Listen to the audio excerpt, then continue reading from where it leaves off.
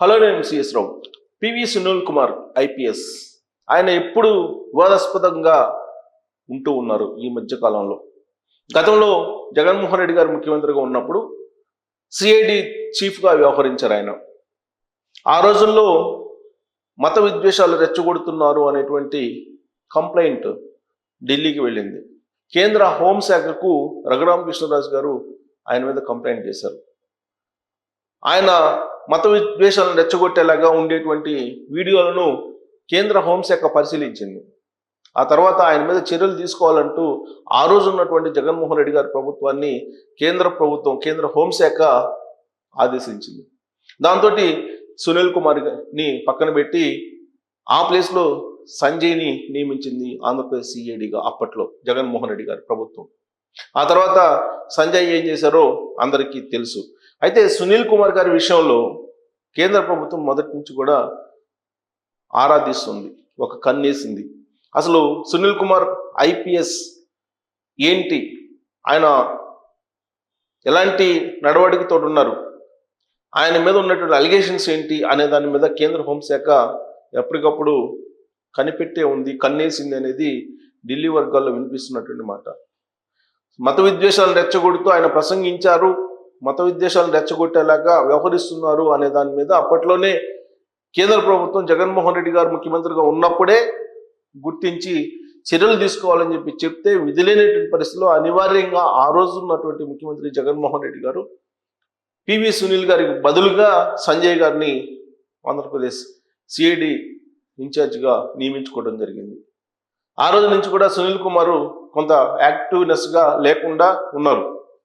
అయినప్పటికీ జగన్మోహన్ రెడ్డి గారు ముఖ్యమంత్రిగా ఉన్నారు కాబట్టి ఆయన ఎక్కడున్నా సరే యాక్టివ్గానే పనిచేస్తూ వచ్చారు.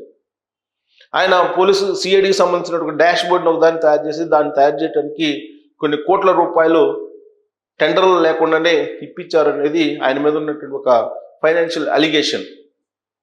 దీంతో పాటు ఇప్పుడు తాజాగా కేంద్ర హోంశాఖ నుంచి ఒక ఆదేశం రావడం జరిగింది.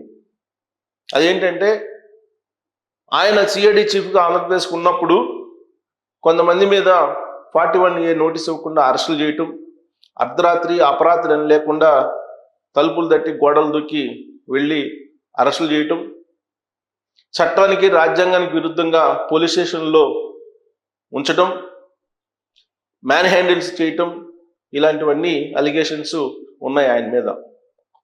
అందుకే అప్పట్లో ఎవరైతే బాధితులు ఉన్నారో వాళ్ళ తరఫు నుంచి న్యాయ పోరాటం చేసినటువంటి లక్ష్మీనారాయణ గారు కేంద్ర హోంశాఖకు సునీల్ కుమార్ గారి మీద కంప్లైంట్ చేశారు అప్పట్లో. ఆ కంప్లైంట్కి సంబంధించి విచారణ చేయమని చెప్పి తాజాగా రాష్ట్ర ప్రభుత్వానికి ఆదేశాలు అందాయి. ఆ మేరకు వాంగ్మూలం తీసుకోవడానికి లక్ష్మీనారాయణ గారిని, అలాగే లక్ష్మీనారాయణ గారు న్యాయ సలహాలు లేదంటే న్యాయ స్థానాల్లో బాధ్యతల గురించి పోరాడుతున్నటువంటి తీరు, వీటన్నిటిని పరిశీలించి లక్ష్మీనారాయణ గారి యొక్క వాంగ్మూలం కూడా తీసుకోవడం జరిగింది. అలాగే తెలుగుదేశం పార్టీ మీడియా కోఆర్డినేటర్ ఉన్నటువంటి నరేంద్ర అనే అతను, మరొక అతను, వాళ్ళిద్దరు విషయంలో ఆ రోజున పివి సునీల్ కుమార్ గారు అండ్ సిఐడి టీం ఏ విధంగా వ్యవహరించింది అనే దాని మీద కోర్టులో వాంగ్మూలం తీసుకున్నారు.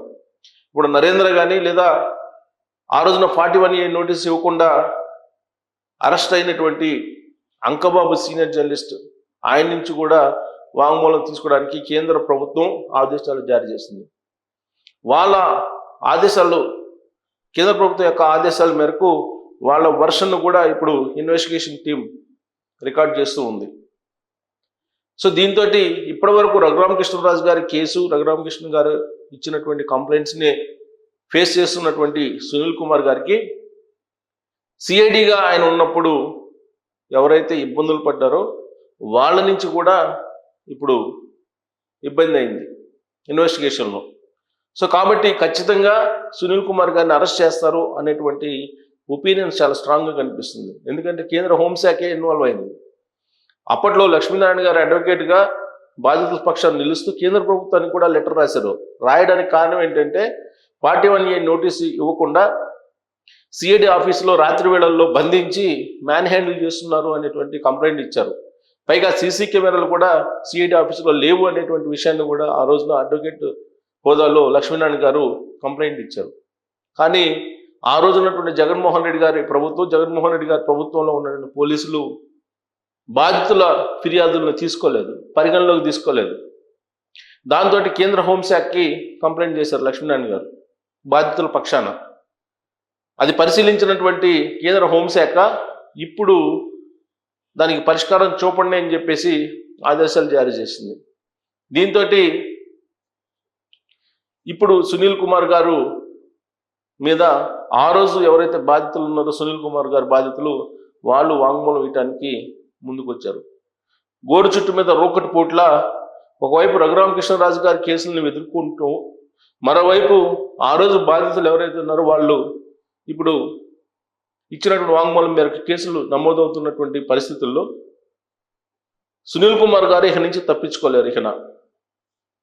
ఆయన మీద కేవలం రఘురామకృష్ణరాజు గారి కాదు, బాధితులు చాలామంది ఉన్నారు. సునీల్ కుమార్ గారి బాధితులు వాళ్ళందరూ వచ్చి కంప్లైంట్ చేసేటువంటి అవకాశం ఉందని చెప్పి తెలుస్తుంది.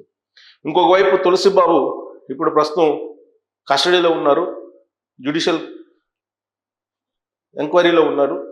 ఇప్పుడు ఆల్రెడీ జైల్లో ఉన్నారు. ఆయన్ని మళ్ళీ కస్టడీకి తీసుకోవాలి, జ్యుడిషియల్ కస్టడీకి అని చెప్పి పోలీసులు భావిస్తూ ఉన్నారు. ఆయన వచ్చి వాంగ్మూలం ఇచ్చినా కానీ అసలు సునీల్కి అలాగే తులసిబాబుకు ఉన్నటువంటి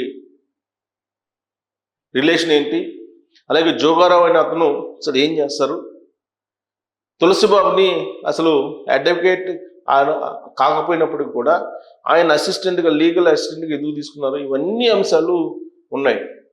ఇవన్నీ ఎంక్వైరీకి వస్తే ఖచ్చితంగా సునీల్ని సస్పెండ్ చేసేటువంటి అవకాశం ఉంది, ఆయన్ని అరెస్ట్ చేసేటువంటి అవకాశం కూడా ఉందని తెలుస్తుంది. ఇప్పటికే ఆయన మీద విచారణకి సిసోడియా ఆధ్వర్యంలో ఒక కమిటీని వేశారు. ప్రస్తుతం డీజీపీగా ఉన్న హరీష్ కుమార్ గుప్తా గారు విజిలెన్స్ అండ్ ఎన్ఫోర్స్మెంట్ డైరెక్టర్గా ఉన్నారు. వాళ్ళిద్దరు ఆధ్వర్యంలో సునీల్ కుమార్ గారి మీద ఎంక్వైరీ జరుగుతుంది. ఈ ఎంక్వైరీ పూర్తయితే ఆయన మీద యాక్షన్ చాలా సీరియస్గా ఉంటుందని కూడా పోలీసు వర్గాల్లో వినిపిస్తుంది. కేంద్ర హోంశాఖనే ఇన్వాల్వ్ అయింది కాబట్టి సునీల్ కుమార్ గారు ఇక తప్పించుకోలేరు. ఖచ్చితంగా ఆ రోజు ఏదైతే చట్టానికి రాజ్యాంగానికి వ్యతిరేకంగా వ్యవహరించారో దానికి ఇప్పుడు ఆయన మూల్యం చెల్లించుకునేటువంటి రోజులు వచ్చాయని చెప్పి కూడా ఇప్పుడు జరుగుతున్నటువంటి విచారణని బట్టి స్పష్టత వస్తూ ఉంది. కాబట్టి ఆ రోజున ఎవరైతే సిఐడి బాధితులు ఉన్నారో కేవలం పోస్ట్ని రీపోస్ట్ చేసినందుకు అంకబాబు గారిని 41 నోటీస్ ఇవ్వకుండా అరెస్ట్ చేశారు నిర్దాక్షిణ్యంగా. ఆ ఎపిసోడ్ మనం చూసాం. అలాగే నరేంద్ర వాళ్ళ ఇంట్లో మహిళలు ఉన్నారు, అయినప్పటికీ కూడా గోడలు దూకి వెళ్ళి తలుపులు తట్టి అర్ధరాత్రి వెళ్ళి అతన్ని పట్టుకొని వెళ్ళి సిఐడి ఆఫీస్లో కూర్చోబెట్టి అతని మీద మ్యాన్ హ్యాండ్లింగ్ చేశారనేది ఒక అభియోగం. ఇవన్నీ విచారణ చేస్తున్నటువంటి క్రమంలో సునీల్ కుమార్ అరెస్ట్ అనేది కన్ఫామ్ అని చెప్పి పోలీసు వర్గాల్లోనే వినిపిస్తున్నటువంటి తరుణంలో ఇక క్లైమాక్స్కి వచ్చినట్టేనా సునీల్ కుమార్కి సంబంధించినటువంటి ఈ విచారణ? కేంద్ర హోంశాఖ కూడా ఇన్వాల్వ్ అయింది కాబట్టి దీనికి ఎండ్ కార్డు పడబోతుందా అని మీరు విశ్వసిస్తున్నారా? దీని మీద కామెంట్ చేయొచ్చు. Thank you very much.